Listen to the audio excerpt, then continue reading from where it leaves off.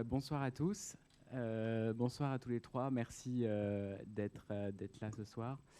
Un tout petit propos liminaire avant cette école de la SRF. Je suis Raphaël Laforgue, je suis délégué général adjoint de la SRF. Donc pour ceux qui ne nous connaissent pas bien, on est une grande association, une grande famille de près de 400 cinéastes. Enfin, ils sont 370, je crois, à peu près en ce moment.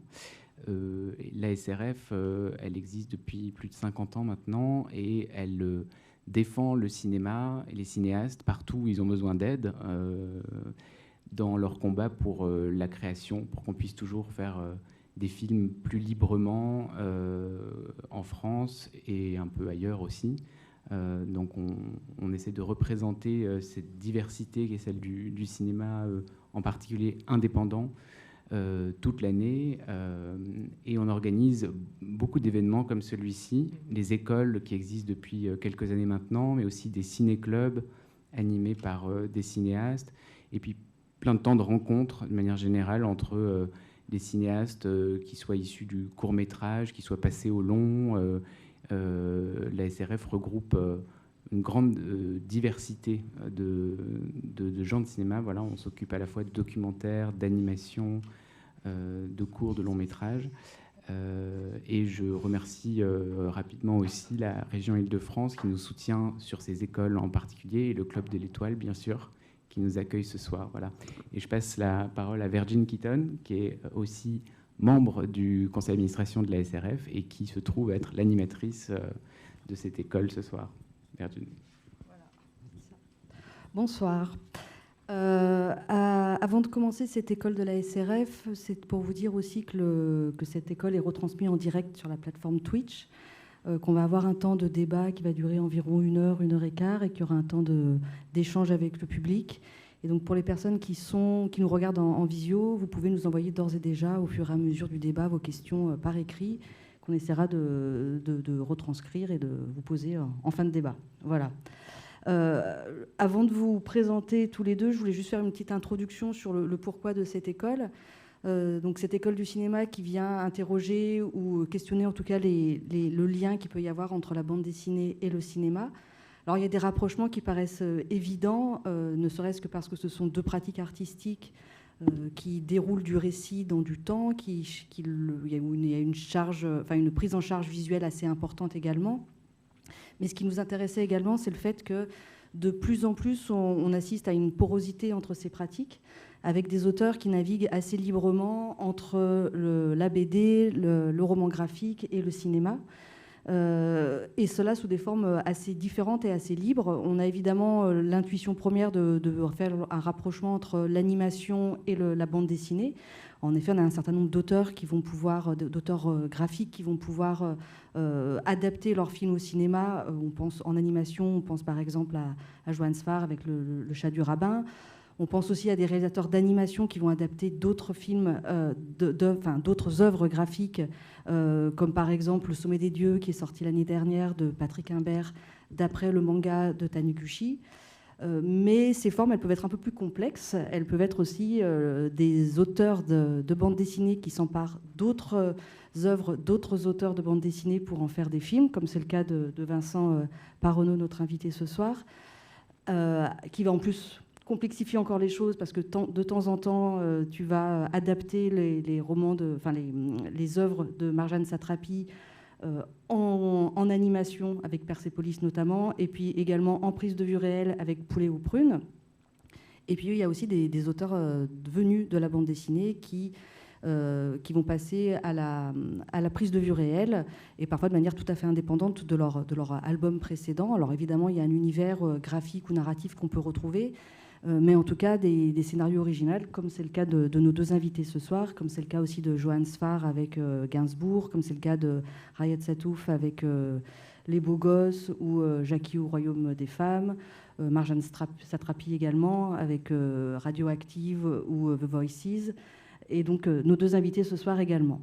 L'idée de cette école, c'était de s'interroger. En fait, il y a un certain nombre de rapprochements qui paraissent évidents.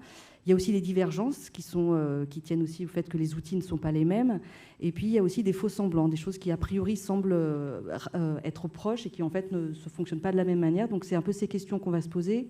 comment également ces deux pratiques peuvent chez vous influencer vos travails réciproques, et puis comment est-ce que cette hybridité elle va pouvoir venir aussi créer de nouvelles dramaturgies, ou en tout cas des mises en scène renouvelées, parce qu'on aurait justement des références qui viendraient un peu de partout.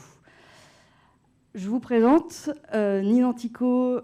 Donc toi, tu es à la base dessinatrice. Donc tu viens de la bande dessinée, tu es autodidacte, comme le personnage de ton film Playlist, qui justement, enfin ce personnage qui essaye de rentrer dans l'univers de la bande dessinée, mais qui n'a pas le bon parcours pour cela.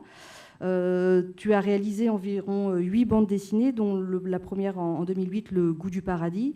Suivront Coney Island Baby et Girls Don't Cry, qui ont été toutes les deux présentées au Festival d'Angoulême. Et puis Maléfique, c'est ta dernière BD sortie en 2019. Et tu as réalisé également un court-métrage en 2013, Tonight, qui est adapté d'une de tes BD et qui est en prise de vue réelle. Et en 2021, ton premier long métrage, Playlist, avec Sarah Forestier et Laetitia Deutsch. Et donc là, c'est un scénario original, c'est pas tiré d'une de tes BD, donc en prise de vue réelle. Ouais, il manque dans la liste, il manque un court-métrage documentaire que j'ai fait autoproduit, co-réalisé avec Julie Comte, qui est la chef opératrice de mon film. Et ça, qui a été marquant, qui nous a permis de travailler une première fois ensemble, et ce qui a défini le fait qu'on a collaboré sur mon long-métrage. Et c'était à 4 mains, autoproduit. Donc ça a été quand même décisif, même si très peu montré. Il a peu tourné en festival, mais c'est... voilà. Et un dernier round, ça s'appelle. C'est sur une fille qu'on suivait, Marion, qui faisait de la boxe dans le club de boxe où j'essayais de pratiquer. Et voilà. Ok, très bien. On reviendra du coup sur aussi ce qui vous a amené au cinéma, l'un et l'autre. Vincent Paronneau, tu es aussi connu sous le pseudonyme Vince Luce, qui est le pseudonyme que tu utilises pour signer tes bandes dessinées. Et c'est aussi un nom que tu utilises pour signer certains de tes courts-métrages. Donc peut-être qu'on pourra se poser la question de comment tu distingues des signatures les unes par rapport aux autres. Tu viens aussi de la BD, tu as collaboré d'abord au magazine Ferraille, tu as réalisé ensuite ta première BD solo en 99, Super Negra. Tu as réalisé une quinzaine d'albums, dont Pinocchio, qui a eu le Fauve d'Or à Angoulême en 2008. Et tu as également très rapidement passé du côté aussi du cinéma, avec un certain nombre de courts-métrages qui ont la particularité d'être assez mixtes, en fait, d'explorer des techniques à chaque fois différentes, puisque tu vas à la fois faire de la prise de vue réelle, à la fois de l'animation 2D, de la stop-motion. Et tu as réalisé 3 longs métrages, donc Persepolis en 2007 avec Marjane Satrapi, et d'après son œuvre, donc un film d'animation. Le Poulet aux prunes, toujours d'après Marjane Satrapi, et avec elle, avec Mathieu Amalric, et donc cette fois en prise de vue réelle de manière majoritaire. Il y a aussi de l'animation et puis des décors qui sont dessinés. Et puis Hunted, qui est sorti cette année et qui est une réalisation et un scénario original, en tout cas qui même s'il y a ton univers qu'on peut retrouver aussi bien narratif que visuel, en tout cas c'est pas tiré d'une BD en particulier. Et tu travailles actuellement au développement d'un long métrage d'animation d'après ta bande dessinée La forêt sombre et mystérieuse. Du coup, peut-être la première question qu'on peut vous poser à tous les deux, c'est justement comment est-ce que vous êtes arrivés au cinéma, puisque vous êtes tous les deux plutôt venus du dessin à la base.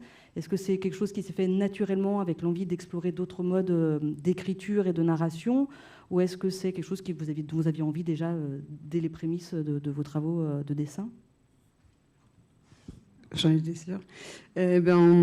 Moi, en fait, je pense que l'envie de cinéma, elle est venue avant l'idée que je fasse de la bande dessinée, parce que moi, je dessinais, mais je ne pensais pas jusqu'à 25 ans, je dessinais plutôt de l'illustration, je dessinais frénétiquement sur mes carnets Moleskine, mais je ne pensais pas que j'avais d'histoire à raconter. Et j'avais déjà eu une expérience dans le milieu du court-métrage quand j'avais la vingtaine, et ça m'avait beaucoup plu via un cercle amical. J'avais participé à des courts-métrages donc de gens d'une moyenne d'âge de 18-20 ans. C'était complètement à l'arrache, mais ça m'avait beaucoup plu. Et le cinéma m'avait percuté vers 16-17 ans. Et j'ai fait fac Saint-Denis en cinéma. Et par contre, j'étais très frustrée qu'il n'y ait pas de pratique. Donc, je me suis un peu détournée de ça. Mais j'ai fait des stages et j'ai commencé à bosser dans l'audiovisuel, et dans des boîtes de prod et de post-prod, de pub, de distribution, etc. Et le dessin m'a rattrapée parce que je dessinais depuis que j'étais petite. Et finalement, c'est revenu. Je me suis dit, bon, ça a pris plus de place. Mais j'ai comme toujours su qu'un jour, le cinéma rejoindrait le dessin. Et il se trouve que dans ma vie, ce qui s'est passé, c'est que à ma 3e bande dessinée, il y a des producteurs qui sont venus me voir en me demandant si j'étais intéressée par une adaptation de ma BD Girls Don't Cry. Donc c'est les gens qui ont produit mon film. C'était à la base Sombrero, c'est devenu l'atelier de production, mais c'est eux qui m'ont suivi. Et donc l'envie de cinéma est remontée à loin, surtout que moi je suis venue à la bande dessinée effectivement de manière autodidacte, et la façon dont j'ai appréhendé la bande dessinée, c'est finalement comme si je faisais un film, quoi. Enfin, je ne savais pas faire une bande dessinée, et c'est juste que j'ai découpé au fur et à mesure des dialogues, parce que ce que j'aimais, c'est dessiner les gens autour de moi, choper leurs phrases, raconter des petits instants de vie assez intimes. Et au fur et à mesure, ça s'est séquencé, et c'est devenu de la bande dessinée. Mais ma première BD, Le goût du paradis, au tout début, je me suis pas dit « Ah, je me lance dans une bande dessinée », c'est juste que j'ai raconté une histoire, et puis que j'en avais d'autres à raconter. Et donc, ça fait une BD de 80 pages, très chapitrée, très chronique, et qui est devenue, qui m'a, moi, donné confiance en tant qu'autrice. Je me suis dit, ah, j'ai quelque chose à raconter. Et ça a été un tremplin. Mais pour moi, je pense que c'est vraiment mon goût du cinéma qui m'a permis d'imaginer comment faire une BD. Et finalement, d'aller vers le cinéma, j'ai été nourrie par le savoir-faire de la BD, quoi. Donc pour moi, c'est vraiment corrélé, quoi. Et voilà, donc pour moi, c'est vraiment un briquet, quoi, un peu les deux. Ok. Vincent, toi, c'est aussi quelque chose qui s'est construit de manière simultanée ? Absolument pas. Moi, c'est extrêmement contextuel. C'est que je viens d'un milieu assez modeste. Et en fait, j'ai fait de la BD parce que je n'avais pas d'autre chose à faire. Parce qu'on ne me permettait pas de faire autre chose. J'avais juste envie de m'exprimer. Et il faut se souvenir qu'à un moment, la BD, c'était absolument pas chic. Avant l'invention du terme roman graphique. Je veux dire, c'était quand même les ploucs. Enfin, je parle de la lutte des classes, là. On faisait de la BD parce qu'en fait, il nous restait que ça, quoi. Et moi, j'étais un désastre scolaire. Je veux dire, j'avais pas le choix d'autre que de m'exprimer en bande dessinée, puisque de toute façon, c'était une voie de garage. Voilà. Et après, il est certain qu'au même titre que Nine, moi, j'avais des envies de cinéma, mais de toute façon, pour les assouvir, c'était complètement impossible. Je viens du trou du cul du monde, d'une famille qui n'a pas d'argent. Donc, il est clair que soit je deal, mais j'ai jamais eu le sens des affaires, soit je fais des conneries, ça, j'ai quand même vachement d'ambition. Il me restait aussi de dessiner, quoi. Le fait est que j'ai bossé à un moment, je me suis révélé, comme on dit, mais j'avais toujours en tête de faire autre chose que de la bande dessinée. Et la bande dessinée, pour moi, c'est un truc génial. C'est un truc voilà, qui me permet d'être tout seul, en harmonie avec moi-même. C'est juste bosser tout seul, tout seul, tout seul. Mais par contre, il y a un truc qui est certain, c'est que je suis, depuis que je suis gamin, je suis un gros cinéphile. Je regardais des vieux films noirs, enfin à la télé, ou enfin des trucs qui passaient très tard. Mes parents dormaient, je me levais en douce. Je regardais le ciné-club, donc j'ai bouffé que des classiques. Enfin, mon amour de La Nuit du Chasseur vient de ces événements prépubères où j'ai vu le talent s'exprimer, voilà, en noir et blanc, sans son, puisque mes parents dormaient, donc je regardais avec les sous-titrages. C'est pour ça que je remercie le Ciné-Club de passer des films étrangers, parce que c'est sûr que Jean Gabin muet, c'est plus obscur. Voilà. Donc évidemment, j'avais plein d'envies, et la bande dessinée, c'est juste que ça m'a permis juste de m'exprimer de manière prolétarienne. Voilà. Comme je le rappelle, c'était pas chic avant. Voilà. Il y a des maisons d'édition comme l'Association, comme Cornelius, ou comme les Requins-Marteaux qui ont...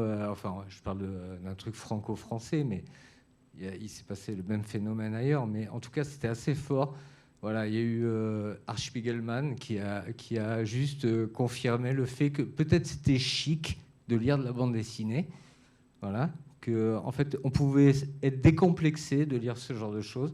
Il faut bien se souvenir que la bande dessinée est née en même temps que le cinéma, mais qu'elle a été infantilisée jusque dans les années 70.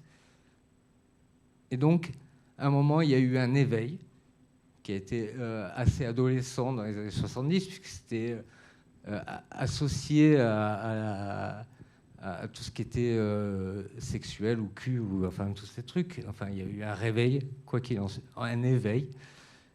Et donc, il s'est passé quelque chose, mais ça a été très tardif par rapport au cinéma.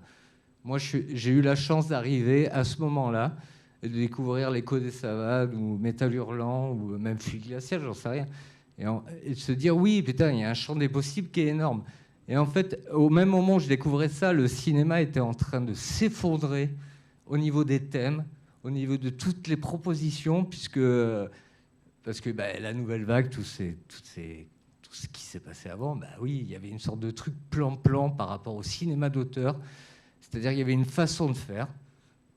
Et en fait, oui, j'étais dans la période de transition, c'est simple, c'est comme ça. Voilà. Et donc les propositions, elles étaient plus fortes en bande dessinée, tout simplement parce que c'est cyclique. Voilà. Au même titre que la littérature, le théâtre avant. Voilà. Donc nous, on s'est retrouvés, oui, force de proposition, mais mon but ultime, c'était pas de faire du cinéma, de la bande dessinée, de la sculpture ou du macramé, c'était juste de m'exprimer. Voilà. Et de manière contextuelle, évidemment, comme j'ai survécu, oui, j'ai eu l'opportunité après de pouvoir faire des films. Mais je veux dire, les films ou la bande dessinée, pour moi, c'est exactement pareil, c'est à l'horizontale. C'est juste un moyen d'expression.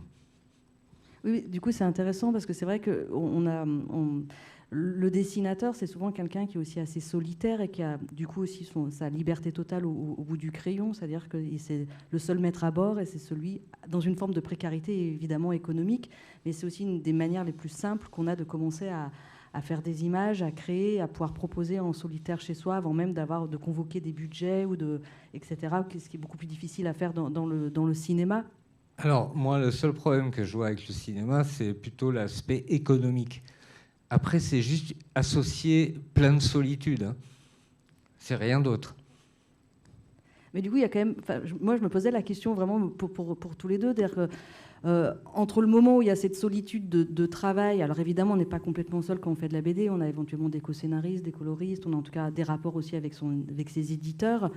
Et le moment où on se retrouve avec une grande équipe de cinéma qu'il faut diriger, qu'il faut aussi apprendre à déléguer.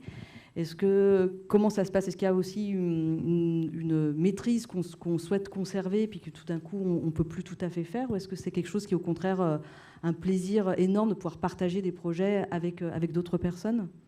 Moi, ma solution, ça a vraiment été de m'entourer, en tout cas pour le long métrage, avec l'expérience du court métrage qui était en 2011 ou 2012, mon premier, où je connaissais pas grand monde, où j'avais vraiment le syndrome de l'élève qui voulait bien faire et une équipe construite un peu par mes prods qui était très bien, mais que je ne connaissais pas. Et moi-même, j'avais vraiment cette envie de bien faire et de ne pas vouloir être chiante, etc. Donc mon premier court-métrage, je l'aime bien, je trouve qu'il dit quelque chose de moi, mais c'est sûr que ça n'a pas été le déclic. Moi, je m'attendais après le court-métrage à me dire, là, tu vas savoir si tu te sens pour le long ou pas, et ça n'a pas du tout été une révélation. J'étais là, je ne suis pas plus avancée parce que j'avais pas eu l'impression de pouvoir malaxer la pâte à modeler comme je le fais pour de la BD ou quoi. Et en fait, moi, pour un film, je voulais que ça soit la même chose, c'est de travailler vraiment. Et en fait, ça, je l'ai vécu sur mon long métrage parce que j'ai eu la chance de travailler avec des amis proches, dont la chef opératrice Julie Comte, avec qui j'avais fait ce court métrage, Dernière Ronde. J'ai demandé à une amie qui est elle-même réalisatrice, qui s'appelle Dorothée Sebag, d'être ma collaboratrice. Donc déjà, moi, j'avais autour de moi deux proches qui connaissent très bien mon univers de bande dessinée, ce que j'aime raconter, mon ton, là où j'ai pas envie d'aller. Et donc voilà, déjà ça a évité les courts-circuits, quoi. Et une équipe s'est constituée au fur et à mesure, mais c'est un film à petit budget. Et en fait, c'est une chaîne vertueuse, quoi. C'est à partir du moment où il y a des personnes très concernées qui vont pour le sujet, bah, l'équipe, elle se constitue par affinité comme ça. Et il se trouve que j'ai bossé avec des super techniciens et qui, eux, avaient plus d'expérience que moi, chacun dans leur métier. Il y a eu plusieurs postes, c'est la première fois que c'était des chefs de poste, mais quand même, c'était des gens qui avaient de l'expérience. Mais donc ça, moi, c'était hyper important d'être entouré par des proches, quoi, et qui me préservent des conneries, quoi, en fait. Et donc on a vraiment beaucoup travaillé, c'est-à-dire qu'en amont, on a préparé avec Julie Comte, on a fait un découpage, les repérages, on les a vraiment bossés. Je suis arrivée sur le tournage le plus possible armée pour l'aléatoire du tournage, parce qu'évidemment, après, ça serait même pas drôle si tout était prédéfini. On sait bien qu'un tournage, même sans y connaître rien, que c'est clairement pas cadré. On ne peut pas tout définir à l'avance, mais donc voilà, j'avais déjà cette préparation. Et c'est vrai que c'est l'extrême inverse de la solitude du coureur de fond de bande dessinée, quoi. Mais c'est ça qui est agréable. Enfin, c'est extrême aussi. Moi, c'est là que j'ai trouvé un bonheur aussi qui est très dangereux, parce qu'on se dit que c'est une magie qui peut s'effondrer à tout moment. C'est vraiment, ça se passe bien et à tout moment, il peut y avoir une merde, une mésentente. Enfin, il y a tellement d'enjeux possibles. Mais le fait de lever la tête et de voir toute une équipe en train de travailler sur un projet qui existait que sur papier, sur du Word, c'est un sentiment assez fou. Après, pour moi, je trouve la différence maximale entre la BD et le cinéma, c'est le fait de parler, être clair tout le temps avec son projet. Alors que moi, quand je fais une BD, c'est vraiment ma sauce. Je ne sais même pas moi exactement comment je la fais, mais je digère mes trucs et je montre quasiment pas mon travail pendant tout le temps où je fais une BD. Or, un film, il faut à tout moment savoir en parler, le transmettre. Et ça, c'est une espèce de violence qu'il faut. Je trouve que c'est le principal enjeu, quoi. C'est d'avoir cette énergie de savoir ce qu'on veut, de le transmettre et de pas se lasser, quoi, d'en parler, quoi. Toi, pour toi, Vincent, l'équipe, c'est quelque chose que. Même en animation, parce que l'animation, il y a beaucoup d'équipes. Cher ami. Oui. Non, après, pour moi, enfin, une bande dessinée, au même titre que tout ce que je peux faire, c'est un travail. Donc, j'aborde toujours les choses sereinement, entre guillemets, comme on faisait dans les années 2000. Mais, je veux dire, du moment où, en fait, j'entreprends quelque chose avec une équipe, ça reste un travail, au même titre que moi, quand je suis tout seul, ça reste un travail. Je veux dire, il y a la même exigence. Non, je suis moins exigeant avec les autres que je le suis avec moi-même. Mais en même temps, je suis là et en fait, je suis entouré de personnes quand même qui sont... Mes projets sont pas simples, donc ils sont investis. J'en ai conscience de manière permanente.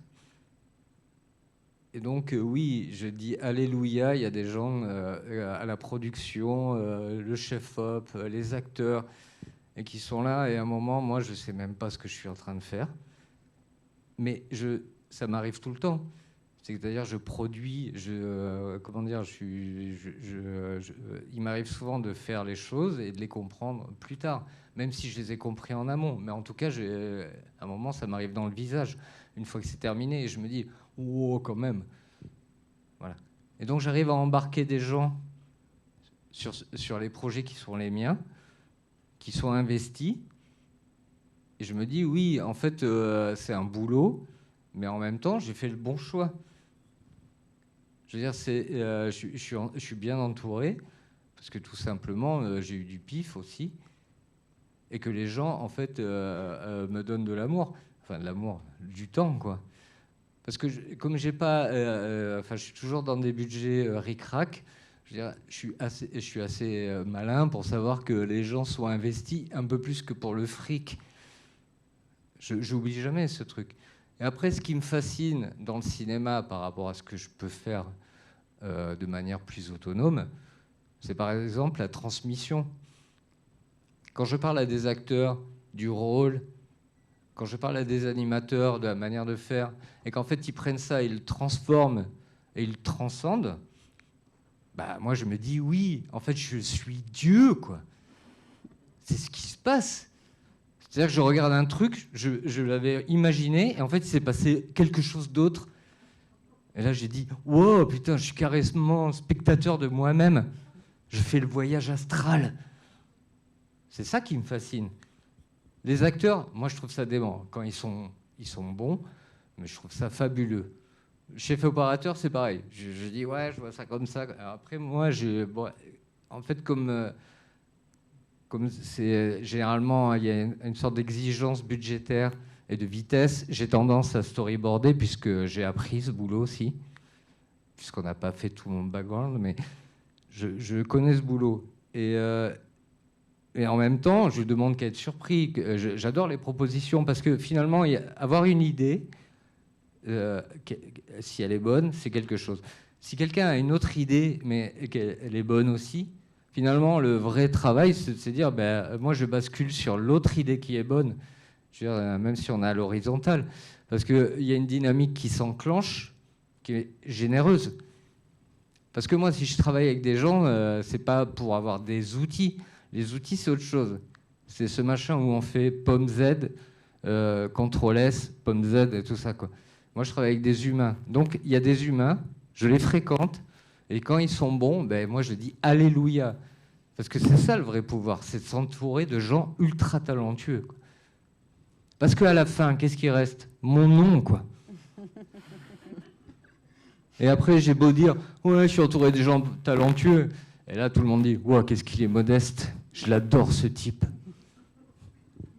Et tu parlais du storyboard, justement, et c'est une des questions que je trouvais aussi intéressante dans le lien qu'on peut, ou même dans les a priori, dans les idées toutes faites qu'on peut aussi avoir par rapport à la BD, du rapport à la BD au cinéma, par exemple. On peut parfois avoir l'impression qu'une BD serait presque un storyboard avant l'heure, c'est-à-dire parce qu'il y aurait un découpage, parce qu'il y aurait déjà des notions de cadrage qui seraient présentes dans la BD, que ce serait presque le storyboard même du film. Or, les temporalités ne sont pas du tout les mêmes au cinéma et en d'autant que le storyboard, c'est exactement l'inverse de la bande dessinée, puisque la bande dessinée, c'est tout ce qui est raconté est dans l'ellipse et dans le vide entre deux cases. Le storyboard, c'est exactement l'inverse. C'est tout le descriptif, enfin, tout ce qui est décrit entre deux cases. Donc ça n'a rien à voir. Les cadres, enfin les cadrages, enfin moi je parle comme un dessinateur, mais ça n'a rien à voir. La bande dessinée, ça dépend des... Je veux dire, le cinéma, ça reste quand même quelque chose de couché et d'horizontal, généralement. Enfin, sauf quand on décide de revenir. Mais en tout cas, ça n'a rien à voir. Après, il y a un truc qui est certain, c'est le dessin. C'est-à-dire que moi, au même titre que Nil, je pense, c'est juste une vision d'une séquence, d'un cadre, des personnages, comment ils sont placés. Ça, oui. Mais ça, c'est pas la bande dessinée. C'est le dessinateur. Et je veux dire, des dessinateurs, réalisateurs, il y en a eu plein avant nous. Après, la bande dessinée, comme je disais, oui, il y a un moment, oui, on le prend dans le visage, on est obligé de s'y intéresser, de se dire, oui. Après, c'est pas le dessin, finalement, le truc. C'est plutôt les histoires, en fait. Ce qu'on n'a pas compris, c'est que les dessinateurs de bande dessinée amenaient juste de nouvelles histoires. Et justement, du coup, par exemple, sur un film comme Persepolis, moi, je me posais la question, pour l'adaptation en cinéma, comment on fait? Est-ce qu'on repart de la BD ou est-ce qu'on repart à zéro? C'est-à-dire qu'on reste sur la narration, sur le récit, sur l'univers graphique qui a été créé, sur les personnages, et on repart à zéro pour faire le scénario?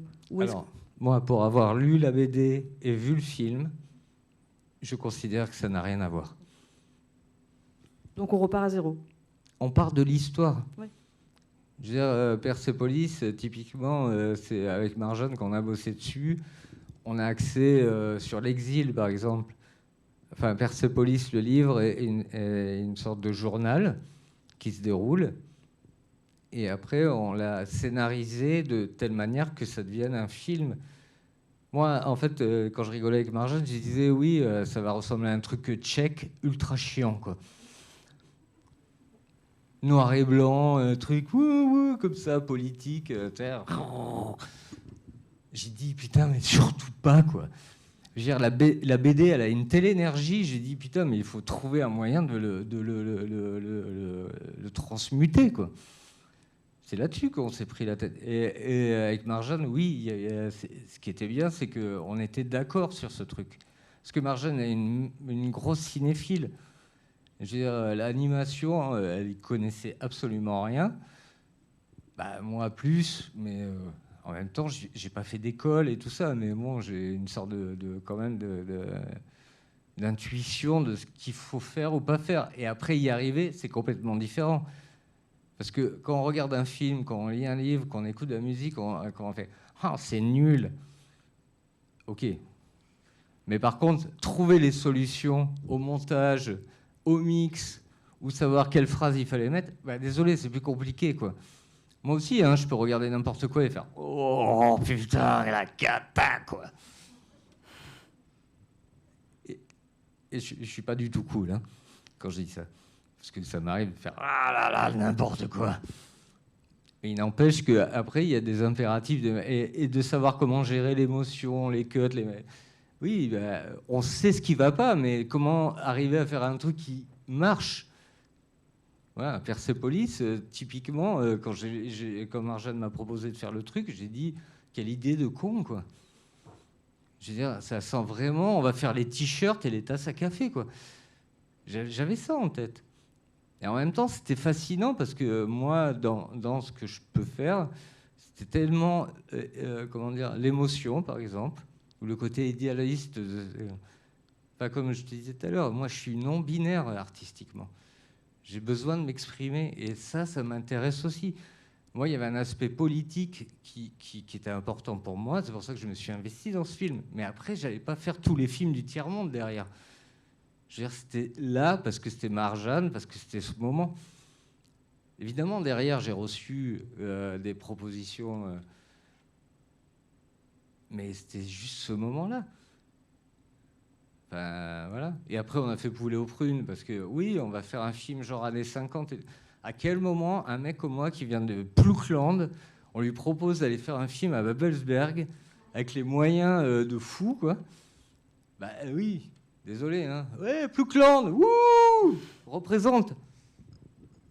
Mais du coup, tu parlais justement de la BD comme étant un moment où, en effet, le sens entre les cases, elle se crée aussi par le vide. Donc c'est pour ça qu'on parle d'un art de l'ellipse, la temporalité qui utilise l'ellipse aussi. Et c'est vrai que le cinéma, même si dans sa narration on peut utiliser l'ellipse, en tout cas, c'est un art de la continuité du mouvement. Contrairement à la BD qui peut être un jeu de synthèse, de forme ou d'attitude. Par exemple, Nin, je trouve que dans tes BD, tu uses beaucoup tu saisis beaucoup d'instants, d'attitudes, etc., qui vont se rapprocher les unes des autres et qui vont aussi créer une narration à partir de ça. Et je trouve que dans Playlist, on va avoir un extrait juste après, on retrouve aussi cette énergie, cette temporalité, c'est-à-dire que il y a beaucoup de plans qui sont soit des portraits, soit qui viennent saisir des petites attitudes, soit des petits détails. Et même quand ta caméra est en mouvement, les personnages se déplacent comme si, on suit avec l'œil, presque comme si on suivait dans des cases. C'est-à-dire que tu peux avoir des repères visuels qui sont très forts ou très graphiques. Je pense par exemple aux costumes des serveuses qui ont des motifs graphiques très marqués. Et quand elles se déplacent, on a presque l'impression que l'œil se déplace comme on suivrait des cases. Je voulais savoir si c'était quelque chose... dont tu avais conscience, ou en tout cas c'était quelque chose que tu voulais mettre en œuvre pour retrouver cette énergie justement, cette atmosphère de tes BD, ou c'est quelque chose qui s'est construit tout à fait naturellement? Je dirais que ça s'est fait assez naturellement, mais sur la certitude que je voulais faire un film graphique, ce qui je trouve est pas souvent le cas dans les films français contemporains. Moi j'ai été bercée par le cinéma des années 80-90, beaucoup américain, je suis née en 81, et où les personnages étaient comme des personnages de BD avec une identité. Enfin, les films cultes, les rom-coms ou les films teenage movie, etc. Il y avait vraiment une identité et un truc d'identification, oui, où on voulait se projeter en tant que spectateur avoir un casier comme Zach et aller au bal de promo, etc. Et ça, ou millions d'autres films. Un de mes films cultes, c'est Génération 90. Mais je voulais vraiment faire un film où oui, le stylisme, le style, qui a un côté graphique et que ce soit prégnant dans le film. Et ça s'est joué effectivement de manière consciente en faisant des cadres très fixes. Et moi, ça a aidé aussi le fait que je voulais qu'on voit évoluer le personnage de Sarah Forestier, qui s'appelle Sophie dans le film, qui est quelqu'un qu'on la voit évoluer dans le cadre et que c'est pas elle qui fasse bouger le cadre, ce qui permettait vraiment de la voir comme un poisson rouge dans un bocal qui se tape contre les parois et que les décors, qu'on ait le temps de les voir, enfin qu'il y ait un truc un peu très installé, des plans fixes, et que quand les rares moments où il y a du mouvement, qu'on le sente et que ça aille avec un élan où généralement Sophie est plus à l'aise, où elle est dans il y a quelque chose d'elle, mais sinon je voulais mettre en valeur son manque, sa gaucherie ou son rapport à son corps et son manque d'assurance par ce cadre fixe en fait, pour que ça bute dedans. Et il se trouve que ça rapproche aussi du coup de la bande dessinée. Après, j'ai l'impression qu'effectivement c'est venu de manière assez intuitive, le rapport au temps. Enfin, moi, c'est ce que j'aime le plus en bande dessinée. J'ai appris la bande dessinée enfin, je sais même pas si on peut étudier la bande dessinée et apprendre à faire de la BD, mais moi, c'est sûr que j'aime bien dans des BD, et c'est ce que j'emploie aussi, le fait d'employer ce rapport au temps. Qu'est-ce que représente le temps entre chaque case? Est-ce que c'est une seconde? Est-ce que c'est entre des pages en face à face, quand on tourne la page, un chapitre, etc. La respiration. Donc, ce sens du rythme de la BD. Et moi, c'est vrai que je suis venue à la bande dessinée en plus vers 20 ans, parce que j'ai lu des Tintin et Lucky Luke quand j'étais enfant, mais j'avais pas une boulimie de ça. Et c'est vers 20 ans que j'ai découvert, en allant chez Super Héros, une librairie proche du Centre Pompidou, parce que j'avais vu le film Ghost World de Terry Zwigoff, et j'avais vu que c'était une bande dessinée. Je me suis dit, je veux acheter cette BD. Et je suis rentrée dans cette librairie et j'ai découvert les livres de chez Cornelius, de l'association, des requins marteaux, etc. Enfin, des façonnages, déjà des formats qui étaient différents. Et les auteurs qui m'ont attirée, c'est des auteurs très cinématographiques, très Daniel Clowes, Charles Burns, ou même Crumb. Enfin, il y a un truc de la case où on a envie de rentrer dedans, quoi. Et il y a pas... C'est assez introspectif, en fait, comme bande dessinée. Et c'est là que je m'y suis retrouvée, moi. Et ce que je fais en BD et ce que j'ai fait dans Playlist, c'est quand même quelque chose de l'intime qui m'attire. Ça m'étonnerait qu'un jour je fasse la réal de Game of Thrones, quoi. Et du coup, voilà, c'est assez intuitif. Je suis venue à la BD de manière intuitive par mon goût du cinéma et vice-versa, en fait. Du coup, on va regarder peut-être un extrait de Playlist. J'ai pris le mieux. Bah oui.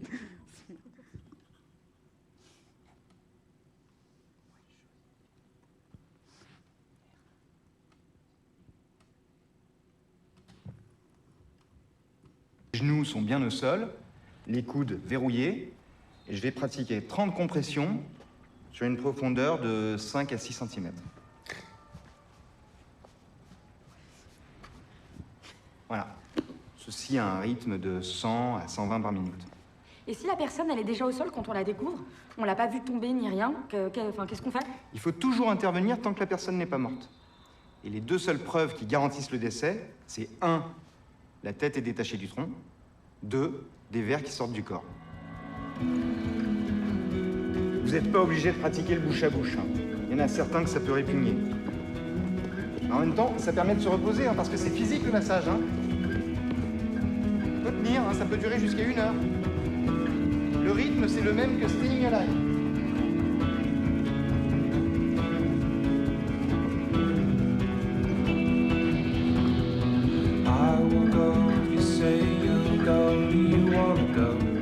Après la théorie, il y a la pratique. On va passer au cas concret. Alors j'aurai besoin d'un volontaire qui jouera le témoin et de 2 victimes. C'est bon?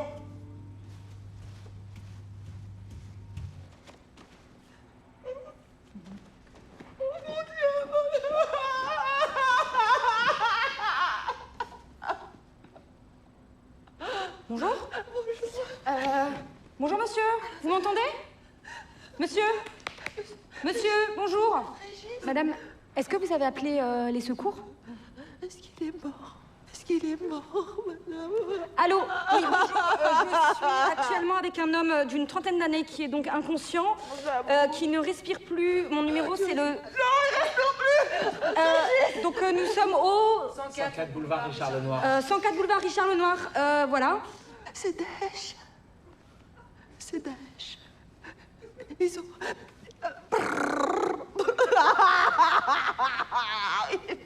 Rendez-le-moi. Rendez-le-moi. S'il vous plaît. Je vous en supplie. Massage cardiaque.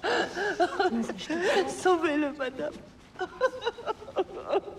Réveille-toi! Pourquoi pas moi? Pourquoi pas moi? Massage cardiaque, bouche à bouche. Pourquoi lui, pas moi?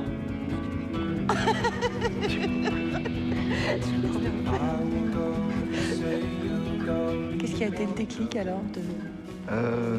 Le fait que c'était des horaires assez insupportables. Ouais. Puis dans le nucléaire, il fait quand même très chaud. C'est bien payé ou pas? Par contre, c'est très bien payé. Ça, c'est vrai que c'est très motivant pour le coup. Ah oui, ça je comprends. Mais Mais peut-être que là aussi c'est motivant. ben moins. Hein. Forcément, le salaire est... Because of the time I took your advice, I will go if you still wanna go. Do you wanna go? And I will show what you want me to show. Do you wanna know? Until there's nothing left in the world to show you. Only go where I don't know. Qu'est-ce que vous foutez dans ma chambre? C'est quoi ce délire là? Du coup, en continuant en discussion, on va projeter quelques planches issues de différentes BD, parce qu'il y avait une... Enfin, je ne sais pas du coup si on peut les lancer, la régie. Il y avait un truc que je trouvais assez marquant, entre, évidemment qu'il n'y a pas de transposition telle quelle d'un trait, d'un dessin directement sur de la prise de vue réelle. Ça n'aurait pas de sens d'essayer de transposer à l'identique. Mais dans tes BD, tu as souvent des féminins qui sont dans un parcours d'émancipation, dans des chroniques assez courtes en général. C'est une émancipation qui peut aller de la collégienne à une actrice, à des gens qui travaillent dans la musique, etc. Enfin, et qui vont être confrontés à un moment à la réalité et à des rapports sociaux et aussi exact. Et en même temps, ton trait a une forme de mollesse tout à fait volontaire qui donne à ces personnages des formes de nonchalance qui traversent ça avec une forme aussi à la fois d'une forme de tendresse et puis d'humour et de nonchalance. Et je trouve que cette direction d'acteur, on la retrouve complètement dans tes personnages. Et du coup, je me posais la question très simple de est-ce que quand tu as dirigé ces acteurs, est-ce que tu en passes par le dessin? Est-ce qu'elles ont vu tes BD? Est-ce que tu leur montres les films, enfin les dessins que tu peux faire? Est-ce que tu passes par des attitudes dessinées aussi justement pour arriver à retrouver cette forme-là? Pas vraiment, mais il se trouve que Laetitia Doche connaissait mon travail en dessin et elle l'appréciait beaucoup et elle m'avait contactée sur les réseaux pour me dire qu'elle aimait bien, etc. Donc elle connaissait et j'ai lu des interviews d'elle, parce je ne pense même pas qu'on en ait discuté sciemment, où elle disait que effectivement mon travail en BD et la gestuelle l'avait vraiment, lui avait permis de trouver quelque chose pour son personnage. Après, j'avais une idée assez précise du maintien qu'elle devait avoir, le personnage. Elle joue Julia, la copine de Sarah Forestier dans le film. Et elle devait avoir un maintien très droit, etc. Et c'est vrai qu'il y a des positions qui reviennent tout le temps dans mes BD, où je dessine beaucoup des filles. Et, donc elle s'est inspirée de cette ambiance-là. Sarah Forestier, elle ne connaissait pas mon travail en BD. Elle a vraiment accroché sur mon scénario. Et elle s'y est vraiment attachée. et elle a plongé dedans, et en fait, elle a créé sa Sophie entre la mienne, entre moi, la Sophie, et sa Sophie à elle, et Jim Carrey, dedans, elle me citait souvent Jim Carrey. Et voilà, mais donc non, j'ai pas vraiment, j'avais pas le répertoire de mes BD avec moi. J'avais par contre fait un storyboard, mais alors qui était officiellement moche. Et enfin, c'était vraiment effectivement le storyboard. Je reviens sur la discussion d'un peu avant. Ça n'a rien à voir avec de la BD. Et j'ai bien prévenu tout le monde. Ne vous attendez pas à ce que ce soit une BD. C'est pas léché. Moi, j'ai aucune envie de me faire chier à dessiner un storyboard. Le but est que ça soit utile pour l'équipe image, pour l'équipe son, pour tout le monde, pour savoir comment on va, quel cadrage il va y avoir serré, etc. Enfin, les mouvements. Mais c'était pas un travail de BD, quoi. Donc ça m'a pas... Et chez moi, je pense que je suis une très mauvaise interlocutrice pour des masterclass et tout ça, parce qu'il y a beaucoup d'intuition et il y a peu de théorie, en fait. Donc, et c'était ma terreur, en fait, dans l'idée de réaliser un film. Là où j'avais le plus peur, c'était au niveau avec les acteurs, comment transmettre, etc. Et moi qui suis assez cinéphile et qui ai aimé le cinéma par l'acteur studio, etc., j'avais vraiment un truc très profond où je me disais, waouh, il faut que ça soit compliqué, etc. Et en fait, j'ai fait comme simplement parce que je ne pouvais pas prétendre faire compliqué alors que je ne vais pas m'improviser Lee Strasberg comme ça, quoi. Mais ça s'est bien passé de façon simple, en fait. Mais ça reste encore pour moi du domaine du mystère, de comment ça se passe. C'est aussi, il disait tout à l'heure Vincent, les acteurs c'est de la magie, c'est formidable. Moi je ne sais pas comment ils font ce métier-là, enfin, je les admire. Enfin, les acteurs, ça relève pour moi d'un... Je pense que je viens de voir un documentaire sur Friedkin, donc je cite Friedkin, mais qui disait... Et il y avait Tarantino qui disait, pour parler de Friedkin, que de toute façon un film c'est 80% de casting. Et je pense qu'effectivement, une fois qu'on a les bons comédiens, et là je pense que c'est une des chances aussi que j'ai eues sur le film, c'est on a fait le casting toutes les deux, Dorothée Sebag et moi. On n'a pas fait appel à un directeur ou une directrice de casting, et on a eu des bonnes intuitions, quoi. Et après on a fait des essais avec certains rôles, etc.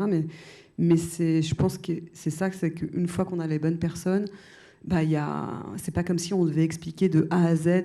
Moi, j'avais peur qu'avec un scénario, face à des acteurs, on doit dire bon, alors là, tu fais ça parce que tu ressens ça, et à un moment donné, mais en fait, non, c'est pas comme ça que ça se passe. C'est que ils ont leur matière, il y a le scénario, et il y a moi qui venais aiguiller, dire moins de ci, un peu plus ça, mais c'est de l'aiguillage, quoi. C'est pas du... Et après, je pense que aussi au niveau graphique par rapport à mes BD, je pense que le travail de Julie Comte avec l'équipe Electro, avec Léo Ponge et tout ce travail sur la lumière, sur comment détacher les personnages, parce que le noir et blanc du film est très graphique et je pense qu'il y a une attention vraiment particulière pour détacher les visages des décors, illuminer les décors de manière très spécifique. Donc il a été très travaillé au niveau de l'image, quoi, mon film. Et voilà, donc ça relève de ça aussi, je pense, le côté graphique. Mais tout s'est fait par ajout au fur et à mesure, quoi. J'avais pas une idée concrète en me disant, alors voilà, pour faire un film comme je le veux, il faut faire comme ci, il faut faire comme ça. Ça fait vraiment par addition de talent, d'amitié et de cohésion du cinéma, quoi.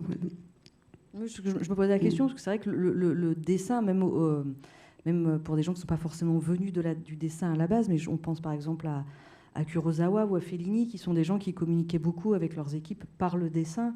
Et par exemple, Vincent, aussi, dont on va voir un extrait de Hunted juste après, tu as aussi dans ce film en prise de vue réelle, il y a des dialogues, mais il n'y en a pas non plus énormément. En tout cas, dans l'extrait qu'on voit, il n'y en a pas tant que ça.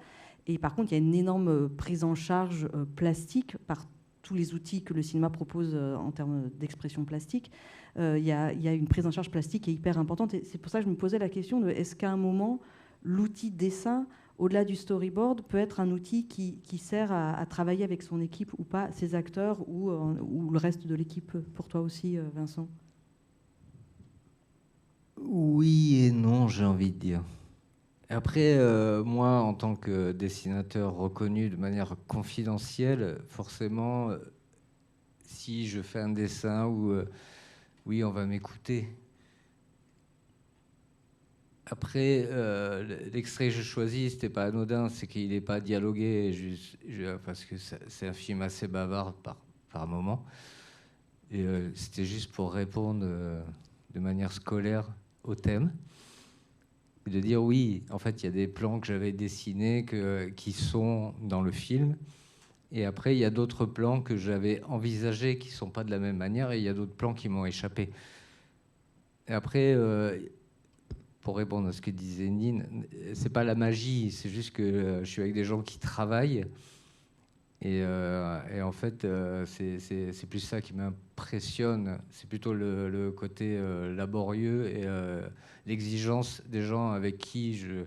Moi, ce qui m'ennuie, c'est les gens perdus, généralement, au fond des caisses. Je vois leur désarroi.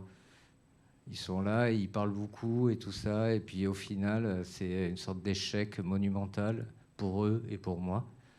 Et puis il y a ceux qui travaillent, ils en parlent plus tard, ou ils en parlent jamais. Mais en tout cas, moi, je vois ce qui est en train de se passer. Voilà. Et pour revenir aux acteurs ou enfin à tout ce qui fait le cinéma, oui, je vois ce qui se passe. Je vois. On parlait de l'acteur studio, oui. Quand je disais à Arié, ouais, tu fais l'acteur studio, c'est ce que je lui disais, parce qu'il était investi dans le rôle. Forcément, moi. J'ai besoin de rigoler avec ça. Mais heureusement qu'il fait l'acteur studio, quoi. Qu'il est là, qu'il s'investit, qu'il relit le scénario, qu'il apporte des choses.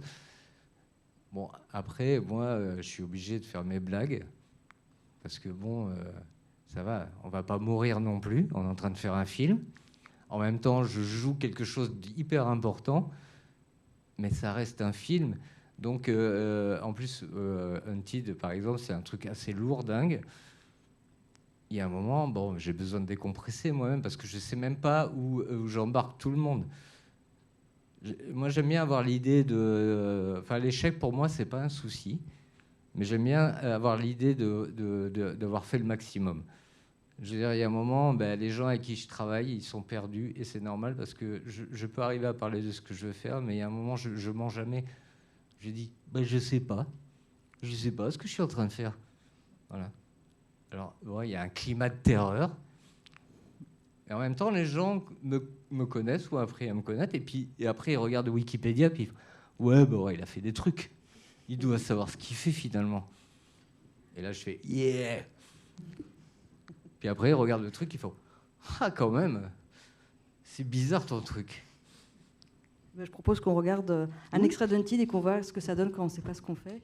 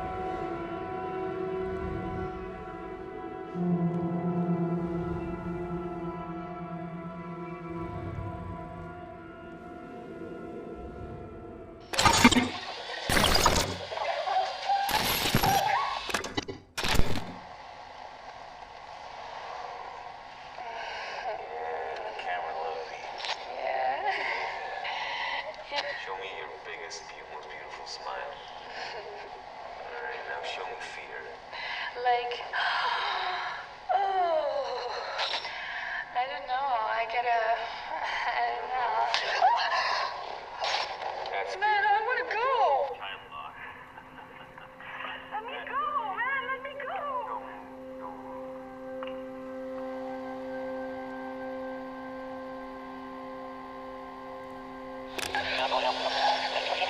Oh, now she's crying.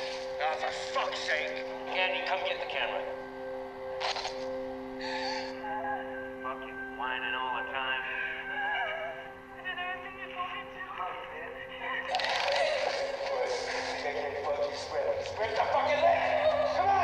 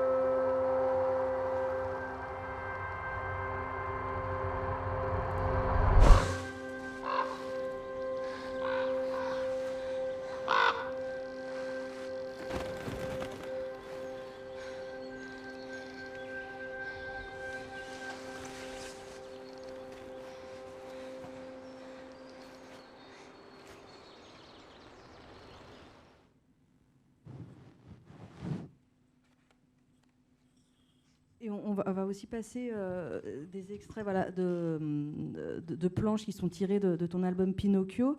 Je trouvais intéressant de les mettre aussi en regard avec ce film parce que, alors c'est pas seulement dans Pinocchio, mais dans Pinocchio en particulier, tu réutilises souvent des figures qui sont venues de contes ou d'imagerie populaire, enfin en tout cas de récits pour enfants, que tu viens complètement pervertir, corrompre. C'est un peu affreux, sale et méchant et rien n'est à sauver.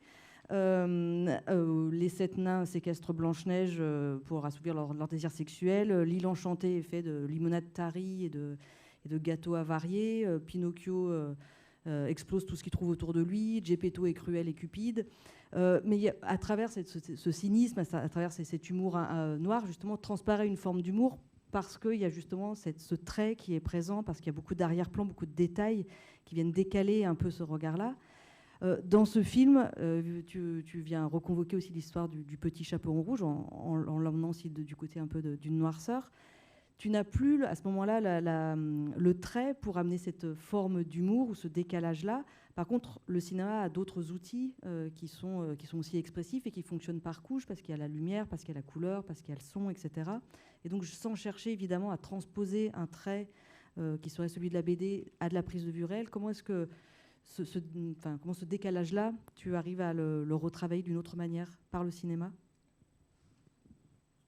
Alors, non, il faut plutôt voir ça comme une évolution personnelle.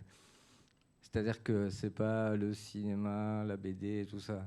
C'est qu'en fait, comme je suis quelqu'un d'extrêmement pudique, malgré les apparences, il a fallu que je prenne énormément de détours avant de parler des sujets qui me sont personnels et proches. Donc voilà. Donc la bande dessinée, par exemple, je passe pour un humoriste confirmé. Mais si j'emploie l'humour ou le grotesque, c'est juste pour maquiller le vrai sujet, quoi. Je veux dire, quelqu'un de sensé n'est pas dupe par rapport à mon travail. Pinocchio, par exemple, de prendre Pinocchio et de le pervertir. Moi, je voulais parler de la mondialisation. Je veux dire, c'est un sujet... En fait, j'en ai parlé à personne jusqu'au moment où j'ai prononcé cette phrase, puisque des journalistes me parlaient de Collodi ou de Pinocchio. Et je disais, non, en fait, le sujet, c'est la mondialisation. Évidemment, il y a des trucs qui ressortent, qui dépasse, donc enfin, les gens s'attachent finalement à ce qu'ils veulent dans un livre de 200 pages. Hunted, par exemple, il y a toute cette littérature de slasher, de revenge movie. Il y a évidemment, j'en parlais tout à l'heure, la Nuit du chasseur qui m'a fortement marqué parce que c'est un film fort pour moi parce qu'il est extrêmement poétique, graphiquement, visuellement, il est extrêmement fort aussi. C'est tendre, c'est violent. Mitchum est fantastique. Et le scénario est impeccable. Et en plus, ce film a été un échec commercial retentissant. Je veux dire, c'est vraiment une sorte de... C'est la Bible de n'importe quel artiste.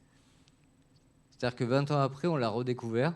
On a dit, mais ce film est dément. Sauf que Charles Laughton, il n'a rien pu faire derrière puisque ça a été un bide. Je veux dire, ça laisse rêveur et ça rend philosophe aussi. C'est de savoir pourquoi on fait les choses. On fait les choses parce que ça nous fait du bien, premièrement, quoi. Moi, Hunted, on a vu un bout. J'ai pris ce morceau pas innocemment. C'est qu'en fait, comme je disais, il n'est pas bavard. Il est assez multiple. Il y a évidemment des choses que je ne peux pas gérer en bande dessinée ou que je ne pourrais pas gérer en littérature. Ou, on parle de musique. Voilà. Il y a des choses que le cinéma m'apporte. Mais en fait, le cinéma me permet juste d'éclairer d'une autre manière une œuvre plus globale que j'ai. Voilà. Et j'ai au moins le choix et l'opportunité de pouvoir être multiple. Voilà. Hunted, c'est juste la poursuite d'une œuvre plus totale. Et voilà, quand je revoyais ça, oui, je me dis, oui, c'est... comment dire ? C'est charmant de revoir ce que j'ai fait, de ne pas avoir honte. Et je me dis, oui, et je reviens toujours parce que je suis dans le collectif. Comment dire, je suis une sorte de coco attardé. Je me dis, oui, je revois les épisodes et c'était chiant à faire. Les scènes de nuit, il n'y a rien de pire en cinéma. Quelqu'un est dans l'eau, c'est chiant. Enfin, tout est chiant, en fait.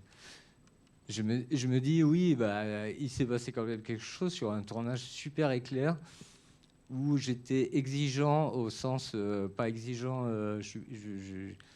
exigeant juste le passif agressif. C'est ce que je peux être sur un tournage. Ça va, c'était super. Oui, on la refait pas. Ben non, t'as qu'à pas être bon, en fait. C'est pour ça qu'on la refait pas. Je veux dire, c'est un trauma pour le chef-op. Et tout le monde a envie de bien faire. Et moi, je suis obligé de gérer une sorte de truc, de me dire, oui, il y a un point A, un point B, parce que j'ai un projet bien particulier qui est pas juste faire du cinéma, c'est juste de raconter quelque chose qui m'importe. Voilà. Et c'est pour ça aussi que je suis content de produire. Et je ne suis pas satisfait de ce que je vois, je suis satisfait de l'avoir fait. Parce que je me dis, j'ai envie encore de faire des choses. De toute façon, le truc de bien faire ou d'avoir une sorte de truc parfait, pour moi, c'est une hérésie totale. Par contre, travailler avec des gens, oui, c'est un truc, un goût. C'est un truc. Si on reparle de la BD, oui, moi, je suis autiste à la base. Enfin, je suis comme ça là. Oui, je me suis rendu compte que c'était possible de transmettre et je veux dire d'être nourri aussi. Ça arrive, je veux dire, même avec des gens comme moi, quoi. Voilà, c'est pour ça que quand je vois les images, je me dis, ouais, c'est cool quand même. Il y avait du monde. Moi, j'ai juste pas dit pourquoi j'avais choisi cet extrait-là. C'est un des rares passages dans le scénario qui était à peine écrit, en fait. Alors que le scénario était très dialogué. Voilà, c'est un film qui tient beaucoup sur la parole. Après, il y a effectivement, contrairement à une BD, il y a d'autres choses qui se jouent, qu'on rajoutées par le cinéma. Mais particulièrement cette scène des premiers secours, il y avait écrit 3 phrases. Et c'était la partie du film qui a laissé le plus de place à l'impro et qui a vraiment été génial pour ça. C'est-à-dire que ce qui s'est passé entre elles et le fait d'avoir ce lâcher-prise où elles rigolent et on sent que c'est en dehors du film, qu'on est en dehors du film, qu'il y a un truc de l'amitié, enfin de ce qui se passe entre elles deux.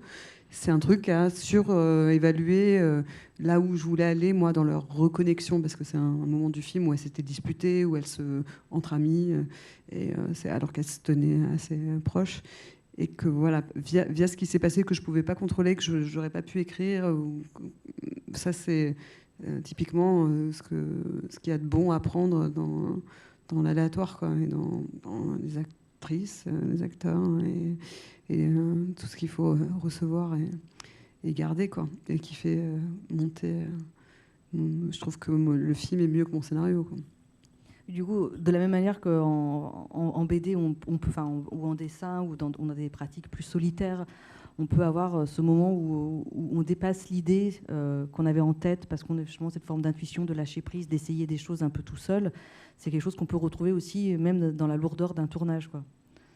Oui, complètement, parce que comme il se joue et le tournage, et puis ensuite le montage, et puis tout le travail de son et de mix, moi je sais que j'ai découvert sur mon film le travail du son que en tant que spectatrice, j'avais l'impression d'être complètement ignorante, enfin de pas penser ça, de pas réfléchir quand je sortais d'un film au travail, au son. Donc ça me faisait assez peur de moi-même avoir à dire qu'est-ce que je voulais faire au son avec Simon Poupart et Nils Barletta. Et en fait, voilà, c'est aussi par petites touches. Et le son, pour moi, a fait gagner le film en émotion, alors que la comédie, je la trouvais assez installée au montage image. Mais par contre, l'émotion n'était pas là. Et en fait, c'est vraiment le travail sur le son, de réduire des ambiances, de pointer, faire des focus sur certains endroits, qui a permis de densifier. Et j'ai trouvé ce que je ne voyais pas pendant tout le montage image grâce au son, c'est l'émotion.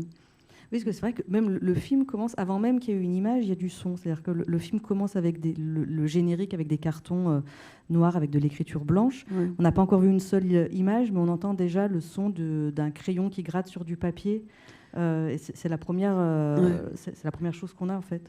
Ouais, et ça rend un peu hommage au fait que moi, je trouve que le dessin, il y a aussi ce truc physique, hein, chacun, on utilise des outils différents, il y a la matière, il y a le rapport du stylo. Moi, j'ai commencé à dessiner de manière très lâchée sur mes carnets Moleskine avec du Posca. Et le Posca, il y a un son, on peut aller très vite, alors que si on prend un stylo, en fait, on a un trait est complètement dépendant de l'outil, et ça produit du son aussi.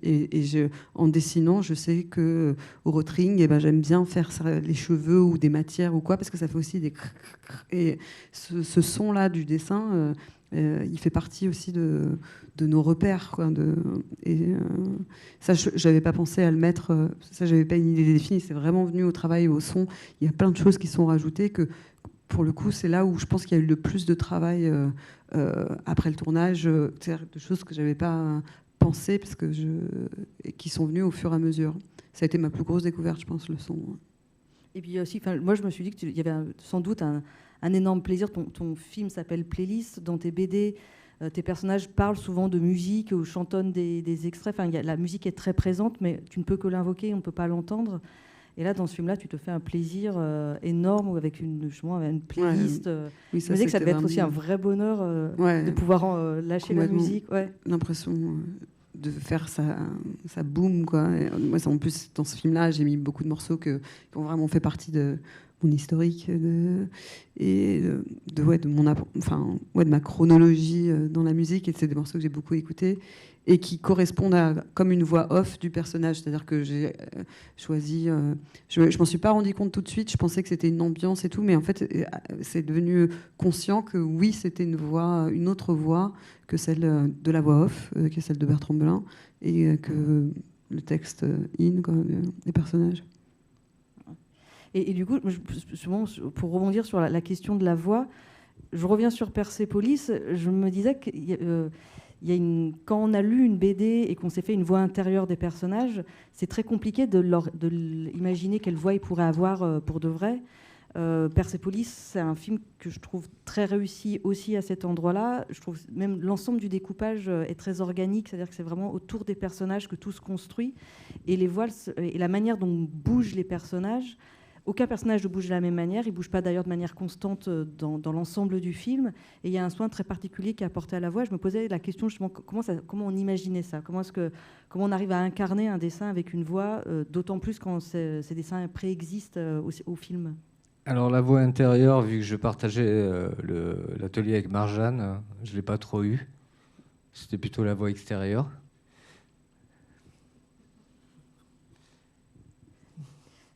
Et pour les faire bouger, alors? Il se trouve que oui, là c'était un bon binôme, puisque Marjane incarnait parfaitement tous les personnages. Comme c'est quand même inspiré de faits réels, j'ai envie de dire. C'est ce qui s'appelle une bonne équipe, c'est que oui, elle parlait aux animateurs, il y avait quand même une... oui, c'est un bon binôme. Voilà, il y a incarné un moment, incarné le thème aussi, et incarné les personnages, puisque faut pas oublier que quand on a fait Persepolis, les mecs venaient soit de la série... je veux dire, on arrivait avec un truc noir et blanc, et tout le monde était un peu dubitatif. Une fois qu'on était à Cannes, oui, tout le monde a crié au miracle, mais juste 2 heures avant d'être à Cannes, tout le monde criait à l'hérésie. Mais par contre, les gens avec qui on a travaillé, les animateurs, à un moment, ils ont compris qu'il se passait quelque chose. C'était voilà, et ça arrive, et ça se produit. C'est pour ça que je suis quelqu'un, je peux être super sombre et noir, mais il se passe quand même des choses dans l'existence qui permettent de rebondir. Voilà, on l'a fait ce truc, et voilà. Et Marjane, en effet, décrivait les comportements, et puis, comme je disais, la voix intérieure, que dalle. La voix extérieure, oui. Mais nous, en tant que spectateurs, on n'est pas dans le même atelier, du coup, on ne sait pas la voix. C'est exactement ça qui se passait dans l'atelier. Ah ouais. Oui. Mais je veux dire, il y a une véritable retranscription c'est pour ça que c'est marrant, ce genre de projet, parce que c'est un peu à l'inverse de ce que je peux faire. Et il se passe quelque chose d'assez dynamique et d'assez intéressant. C'est même la manière de gérer une histoire ou de raconter quelque chose. Le côté perçant et perse. Je veux dire, il y a une manière, il y a un angle qui est complètement à l'opposé de ce que je peux concevoir. Et je me dis, oui, alors est-ce que c'est pas le symbole d'un monde possible, d'entente et de respect mutuel? Ça s'est produit. Et pourtant, je veux dire, tous les deux, on est des animaux, quoi. Et pourtant, on s'est bien entendu et on arrivait à gérer ce projet, quoi. Je veux dire, elle n'est pas tendre, je suis pas tendre, et pourtant, il s'est passé un truc, une sorte de grand message d'amour sur la tolérance. Déjà, j'ai envie de vomir quand je dis ce mot, mais c'est possible. Parce que moi, j'ai été... quand j'ai travaillé avec elle, j'étais énervé, de voir en fait tout ce qu'on nous retranscrit, tout ce qu'on recevait de l'Iran, par exemple. Il y avait que des mecs avec des bandeaux en train de... Voilà. Je rencontre Marjane, je me dis, oui, en fait, peut-être que c'est un peu plus dit. Je suis pas un innocent, je me doutais bien que c'était différent, mais là, concrètement, il y avait quelqu'un de lettré, d'érudit, qui parle de son existence, érudit plus que moi d'ailleurs. Je parle vu qu'elle avait fait le lycée français en plus à Vienne, donc vraiment plus cultivée que moi. Et je me dis, oui, il y a quand même l'opportunité de raconter quelque chose, de différent. C'est pour ça que j'ai fait ce film. Parce que oui, j'adore Marjane, et aussi parce que ce qu'elle racontait était plus ambigu et moins caricatural, tout simplement. Puisque moi, j'utilise en permanence des archétypes aussi. Clairement, c'est ce qu'on a vu. Et en même temps, j'utilise ce genre de truc puisque ça me permet de décaler de 10 degrés à chaque fois, justement, ma pensée. Mais voilà, on a tous nos manières de faire les choses. C'est pour ça que oui, la BD, le cinéma, bon, au même titre que la littérature, le cinéma, le ski, le cinéma, c'est sûr, je veux dire, ça reste un domaine d'auteur. Oui, c'est ça, c'est ça en fait qui est intéressant là dans cette rencontre, c'est pas de dire qu'est-ce qui rapproche justement, ou qu'est-ce qui serait similaire, ou comment est-ce qu'on adapte, etc. Mais c'est vraiment l'envie de raconter une histoire. Moi, c'est vraiment comme ça que je me définis. Mais je trouve qu'il y a quand même, en tout cas dans votre travail et dans les deux sens d'ailleurs, aussi bien dans le travail de la BD que dans le travail du cinéma, justement peut-être une forme de liberté, peut-être de moins de... quand on est autodidacte et quand on n'a pas appris à faire comme on doit faire, on s'invente sa propre cuisine, et cette cuisine-là, elle peut aussi justement se retrouver aussi bien dans la liberté du film que dans la liberté de votre... je ne suis pas claire, c'est peut-être le temps de passer à des questions.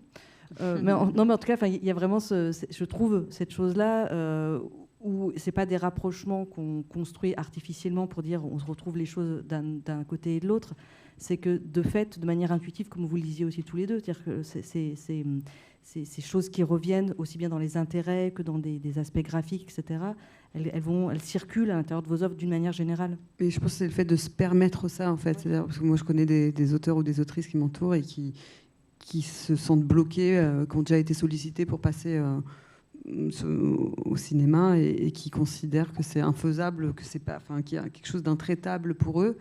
Le sentiment d'illégitimité, évidemment, mais moi je l'ai eu aussi, hein. Mais effectivement, je pense que de la même façon que je me suis permis de raconter sans qu'on me demande, sans demander l'autorisation, je l'ai fait en BD. C'est vrai que c'est plus d'enjeux en cinéma, mais ça participe du même chose, de se permettre de dire bon, c'est pas juste la peur de mal faire qui va m'empêcher d'essayer de raconter quelque chose, parce que effectivement tout tient là, quoi. Raconter une histoire.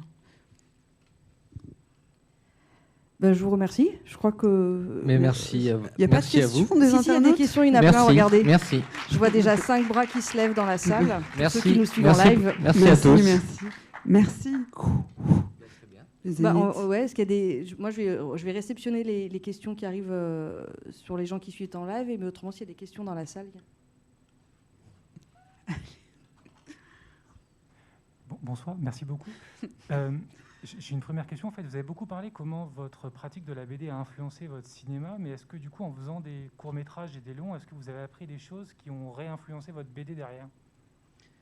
C'est à moi. Hein, je pense pour les deux. Pour les deux. Eh bien... Non, mais c'est... Ouais. Ouais. Oui, moi, je pense que le fait que je fasse une bande dessinée là actuellement où il n'y a pas de casier, de damier, comme ça on dit, oui, damier. Enfin, c'est pas une structure de cases comme celle que j'ai pu faire avant. Je pense que c'est une envie de passer à autre chose dans la bande dessinée, et peut-être que ça a à voir avec l'envie de renouveler quelque chose parce que je suis passée par autre chose, et maintenant l'envie de faire du roman graphique. Je crois que je me lance, je suis prête. Ce sera mon premier roman graphique.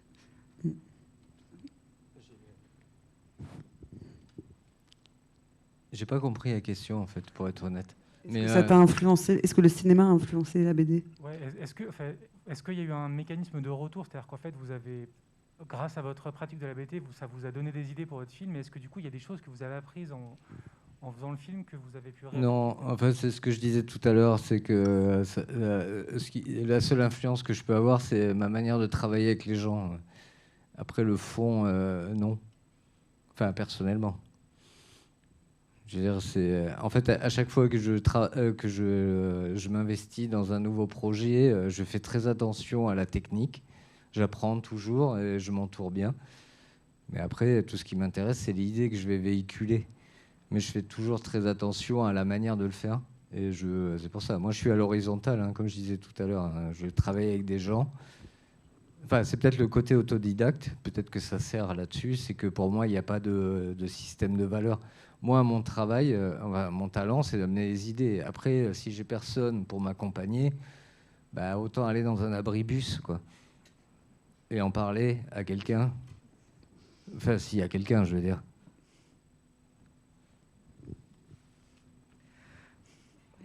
Bonsoir, moi j'avais une question. En fait, je suis autrice de bande dessinée, j'ai fait 2 livres, il y en a un qui est sorti l'an dernier. Là, j'aimerais passer au cinéma, donc j'ai écrit un court-métrage, j'ai écrit des épisodes pour une série. Sauf que je ne sais pas comment, parce que je ne viens pas du tout du milieu du cinéma, ni d'ailleurs de la bande dessinée, en fait, à la base. Et je me demandais si vous aviez des conseils, en fait, quand on a envie de passer par le cinéma, mais qu'on n'a pas de contact et qu'on n'a pas de réseau, comment est-ce qu'on pourrait faire, quoi? C'est la merde. Ah, c'est la merde, je sais. Eh ben, il faut beaucoup sortir à Paris. Il faut aller dans les festivals. Non, mais ça, c'est sûr que moi, j'avoue que j'ai eu la chance d'avoir le producteur qui est venu vers moi. Donc, l'effet de chercher, je sais que ça peut être ultimement chiant.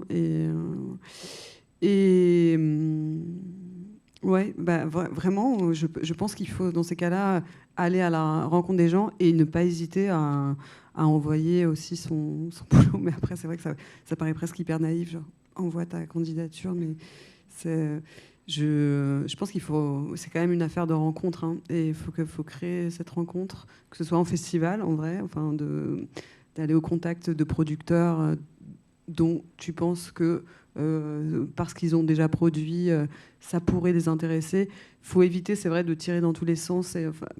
En général, il y a un peu de cohérence dans les catalogues, que ce soit des éditeurs ou des producteurs, peut-être, hein, c'est un peu plus hétérogène, mais ouais, faut créer le contact. Mais j'avoue que ça reste quand même une jungle.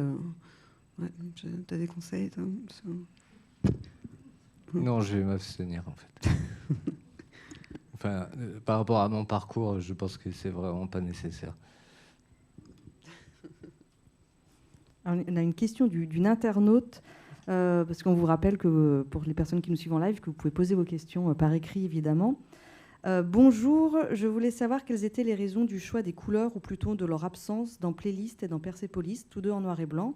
Est-ce un moyen de se rapprocher des BD qui préexistaient? Persepolis, oui, c'était un choix, ça c'est clair. Enfin, un choix commis d'office, j'ai envie de dire. Et ce qui était possible, puisque Marjane avait vendu déjà beaucoup de livres, il est clair que si elle n'avait pas vendu autant de livres, ça aurait été plus compliqué. Enfin, tout ce projet aurait été plus compliqué si Marjane n'avait pas vendu autant de livres. Enfin, on est quand même dans un truc économique.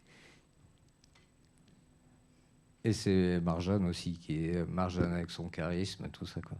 C'était pas avec le mien à l'époque, hein. Enfin, j'en ai un là, mais il est...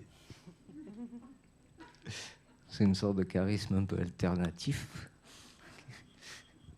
Bah, je pense que c'est d'autant plus valable ce que dit Vincent, parce que le film d'animation, c'est encore plus long à mettre en place qu'un long métrage en live, quoi. Donc j'imagine que l'enjeu du noir et blanc, il est encore plus ambitieux dans un film d'animation, vu la durée de production, etc. Moi, il se trouve que je l'ai voulu depuis le début du scénario, alors que le scénario, j'ai mis vraiment pas mal d'années à l'écrire en parallèle de mes BD, et j'ai toujours su que ça serait en noir et blanc, parce que pour le côté graphique, pour le côté intemporel, parce que j'avais envie de m'économiser cette gestation-là de concentration, en sachant que je trouvais que le noir et blanc, que moi la couleur c'est pas indispensable à la modernité, quoi, et que même parfois ça fait couler l'image, quoi, en fait.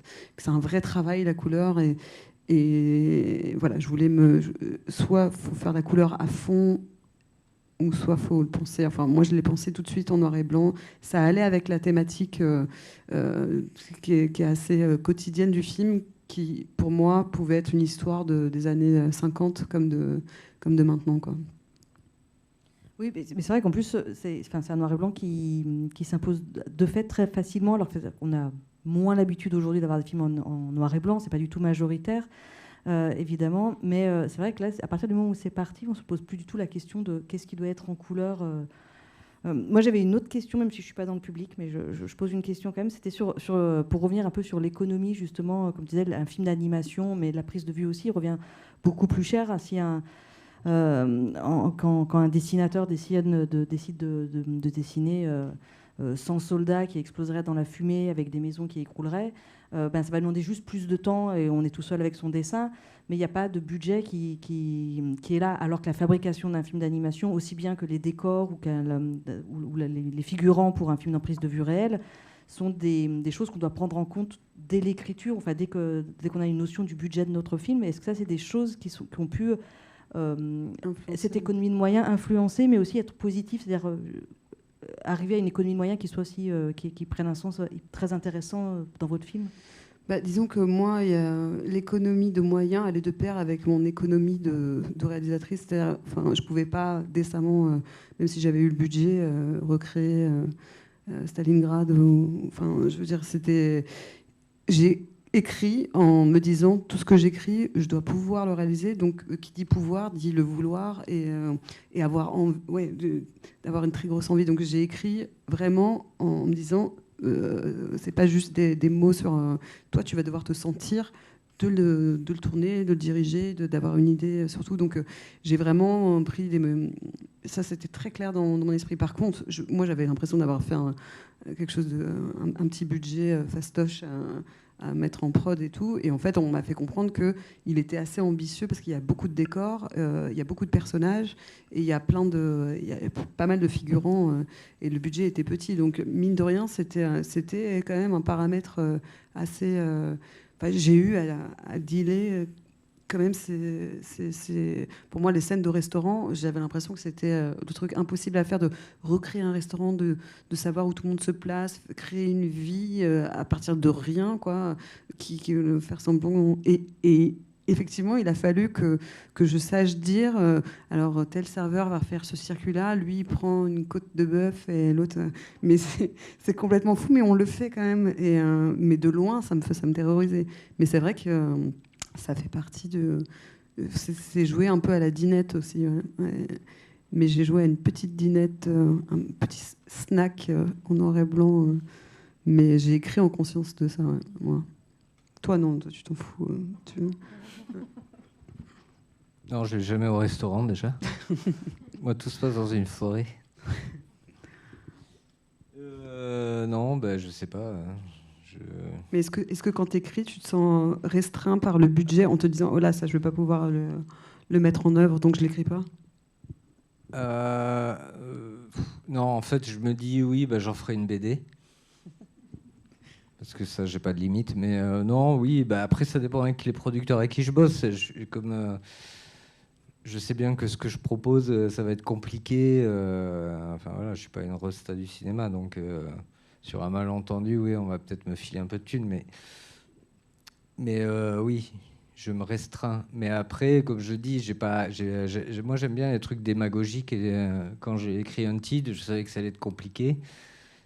Comme il y avait des cascades, de la bagarre, comme on dit, tout ça, même si c'est pas le fond du projet. Et comme ça ressemblait à un film de genre et qu'il fallait que ça bouge et que ça soit actif. Forcément, c'est plus compliqué qu'un film dans un appart. Voilà. Je considère que c'est un film d'auteur. Un film d'appart.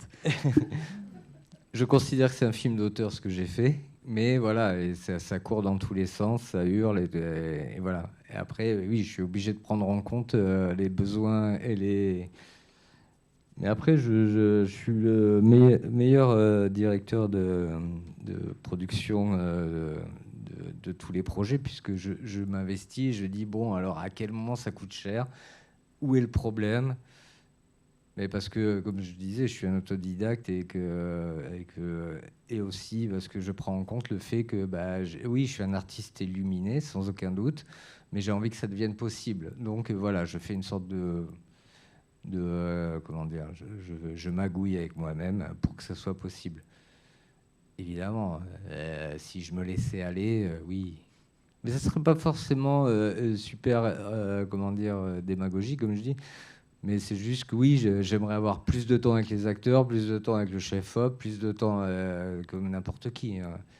En fait, si on a plus de moyens, on en veut plus. Enfin, je pense que c'est une sorte de système... Si j'avais plus de moyens, oui, il y aurait un vaisseau qui arriverait ou il y aurait une explosion. Voilà. Si j'ai pas les moyens, j'utilise l'ellipse. Plus tard. Ah, mais tout a été détruit. Et en plus, il ne reste plus rien. Tellement détruit qu'il n'y a rien qui est détruit. Non, parce que pour le coup, moi, je trouve que parfois, cette contrainte-là peut venir bénéfique, en fait, c'est-à-dire de trouver d'autres solutions pour dire la même chose d'une manière... Alors là, je t'arrête tout de suite. Non, parce que en fait, je pratique ce truc depuis 25 ans et je te jure que je rêve d'avoir le choix de faire autre chose. Parce que le truc, soyez créatif, je veux dire, c'est ce que je produis depuis 25 ans. J'ai envie d'être non créatif à un moment et de m'abandonner, de dire ouais, je verrais bien un truc comme ça. Ah non, bah j'aime pas finalement.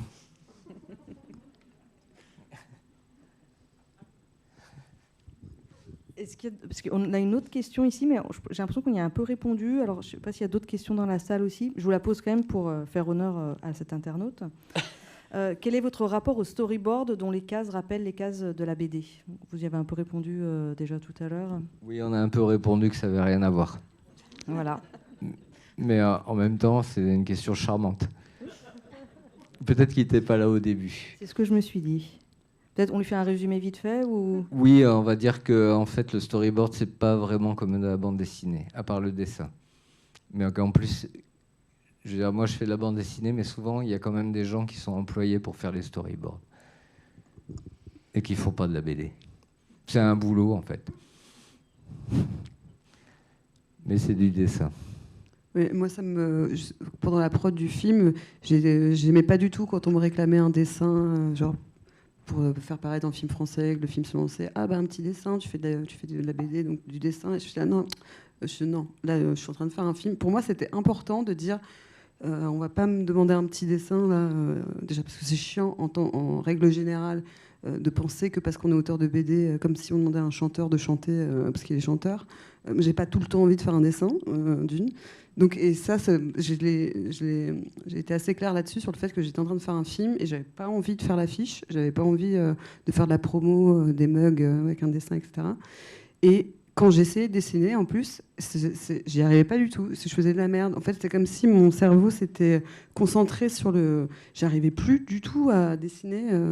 Même ce dessin pour le film français, ça a été une cata. Il y a le bras qui est pas bien. Enfin bref, j'ai juste... Donc ouais, j'ai recentré sur c'est un film. Donc ce n'est pas la même chose. Non. Une petite dernière. Eh bien, je crois qu'on a terminé. Voilà. Je vous remercie à tous et à vous toutes. Merci. Merci. Merci. Merci.